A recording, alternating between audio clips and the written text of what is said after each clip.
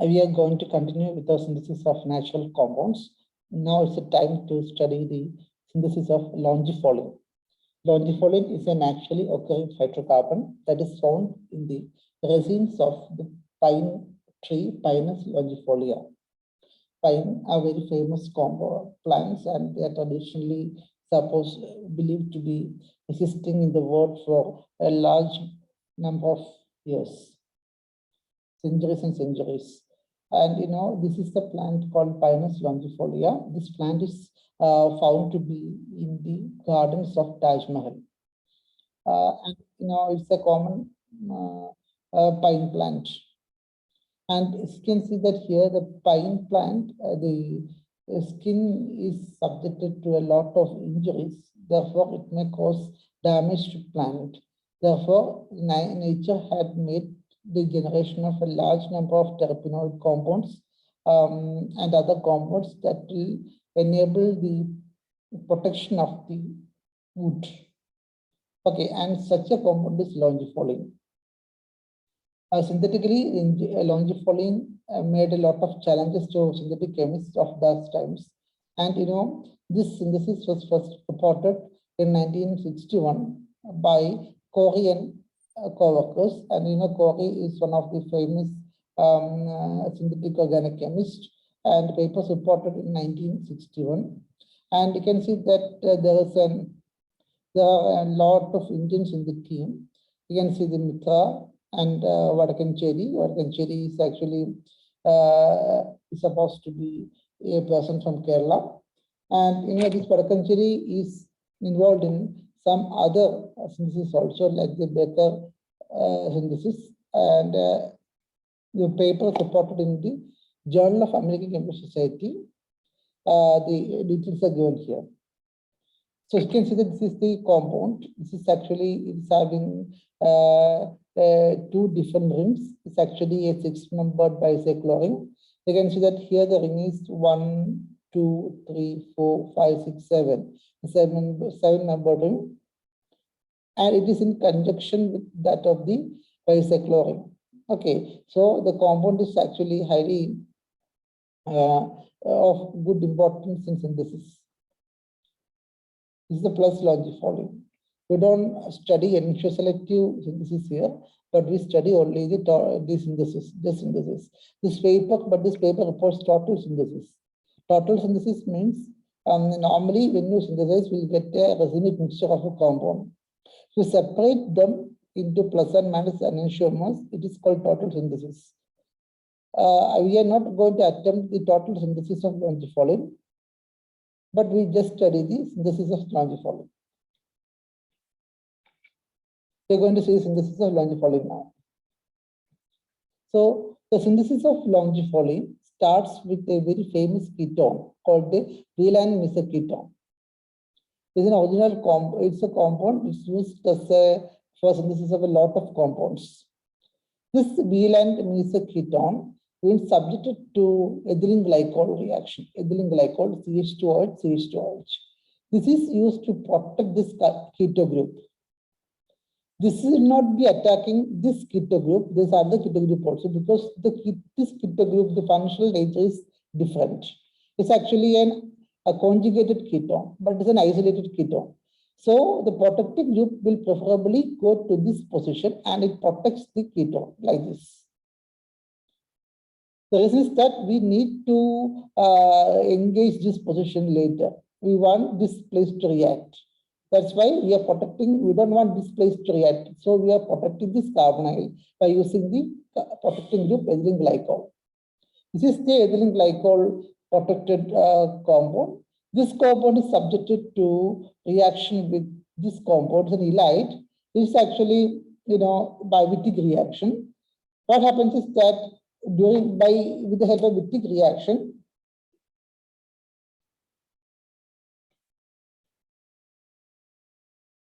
it's actually a Wittig type reaction. What happens is that this compound will come here and we will be having PH3 double bond here. What happens? This part will go to minus PPH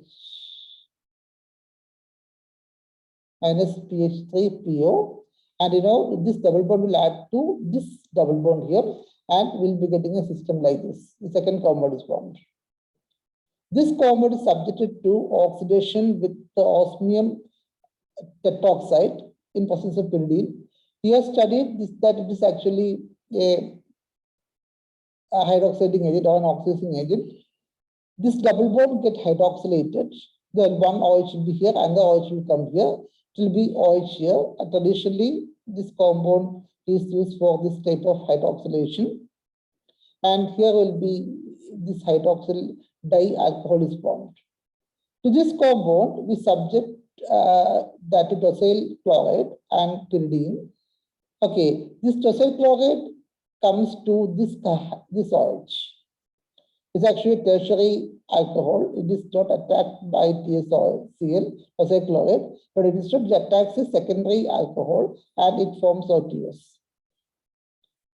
Next step, what happens is that in presence of lithium perchlorate and calcium carbonate, this bond shift towards this tosyl group. This bond shift towards the tosyl group. There will be expansion of the ring here. It's actually a 6-member ring. Actually, that in the product we need actually a 7-member ring. So this bond, the sigma bond, will shift towards this group, and the tosyl group will go out. Okay, and what happens is that there will be expansion of the ring, and we get a 7-member ring here. There's no shifting of double bond, but the sigma bond is shifted over here, and we get this compound.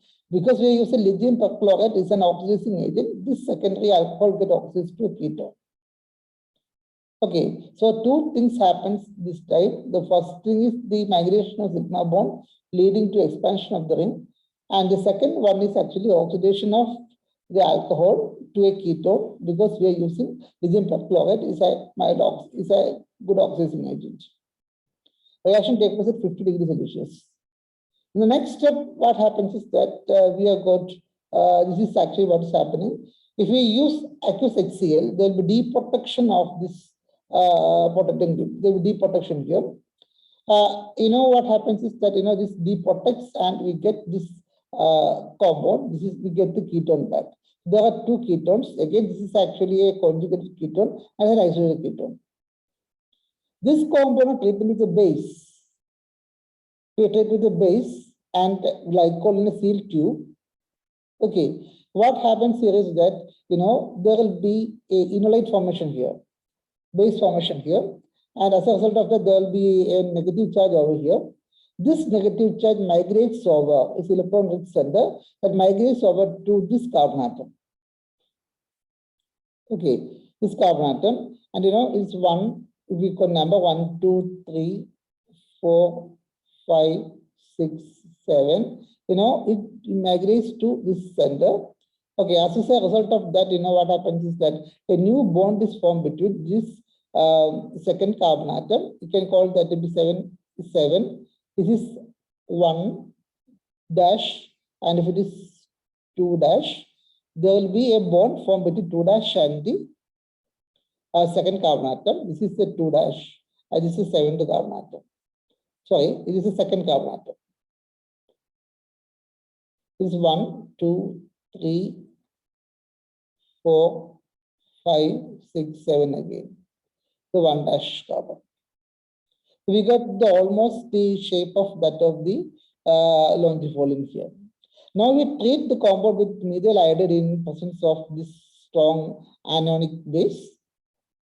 Okay, here what happens is that this will be an anionic base. First of all, what happens is that it will abstract a proton. There will be a hydrogen over here actually, is taken by the base. And to that, the methyl iodide adds, and therefore they will be getting another methylated group in this position. You got this methyl group here. Now that it is very simple to understand the reaction. This is the base. The base abstracts this proton and forms an anion. And there will be methyl iodide CH3 plus and I minus. Now what happens is that this anion, with the minus charge here, it forms enolate. In fact, the enolate adds to the methyl group and it forms methyl iodide. Methyl group. And you can see that adjacent to that of this carbon atom, keto group, there will be 2 methyl groups added. We need actually 2 methyl groups here. Next step, we use dithiene. Actually, can see that dithiol is actually, it is actually ethylene glycol, but it's actually ethylene thiol is used here. In presence of the Lewis acid catalyst BF3OET twice is actually either BF3 mixed with either. You can see that it will protect this keto group. So what this keto, not this keto group, it protect this keto group. Okay, and it is subjected to reaction with lithium aluminum hydrate. What happens is that it becomes an alcohol. It's a secondary, ketone becomes a secondary alcohol. We don't want reduction to happen here, so we protect it here and we will be getting an alcohol here. This compound on treatment with sodium in hydrazine. Okay, what happens is that this group is removed and the sodium in hydrazine is a reducing agent. So what happens is that here the SH is removed off, this is removed off. Instead of that removing valency, we get hydrogen. Hydrogen is added and it forms this CH2 here. So this keto group is nicely eliminated after reacting this compound with dithiol. Followed by reduction, this keto position become an secondary alcohol. And after that, when we subject this with the reaction with sodium and hydrazine, the keto group nicely go away and gives rise to actually a hydrocarbon. Keto group is removed from here and just like this. This compound again on reaction with chromium trioxide will be getting this ketone again back. We're getting the ketone again back. We actually do this because if you don't convert this compound to an alcohol, this compound will also react with this ketone and this give you acetylene type compounds. So in order to prevent that, we are converting this keto group to OH here, and later we reoxidize back to this keto position by using CrO3. Now we treat with methyl lithium. Methyl lithium is actually a lithiated compound. Methyl lithium will be having CH3 minus, lithium plus and CH3 minus. It's a nucleophilic system. This methyl group will add to this carbonyl group and O minus will go like that. Okay, so there will be a methyl group adding to this carbon atom. This is the methyl group. Okay, this is the methyl group. And there will be OLi. You have to subject that to treatment with H plus or water. What happens is that here the lithium is replaced by OH. We get CH3OH here. This compound on treatment with SOCl2. SOCl2 is cyanide chloride. Actually, what happens is that there will be this OHCl will be replaced by OH will be replaced by Cl. So you can see that here this will be having CH3 here, and here we will be having, I am not going to draw the full structure of the compound. There will be OH here. The OH will be replaced by Cl on reacting with SOCl2. Later, what happens? It undergo elimination, the HCl elimination. H and Cl will be gone. Okay, H and Cl will go out, and as a result of that, there will be a double bond formation between the CH2 and this carbon atom. Okay, and this is the Longifolene. This is the Longifolene. So you can see that after 13 steps, we got the Longifolene.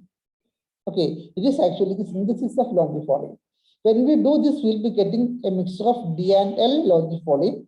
It is actually a racemic mixture. In fact, if you want, you can selectively separate them by resolution, and we'll be getting the record compound. It is a synthesis of Longifolene. Okay, so you have to write it down and please do 2 or 3 times, then only you will be understanding the consequence, different steps of the process. Okay, so even though we write that it's only 13 steps, there are multiple steps possible in between. I think it will come around at least 16 to 17 steps because we are collectively writing some steps together. The interesting feature of this reaction is that we are using very common reagents for the process. We are not actually using any magic reactions. All the reactions that is used to the synthesis are known to us. Thank you very much.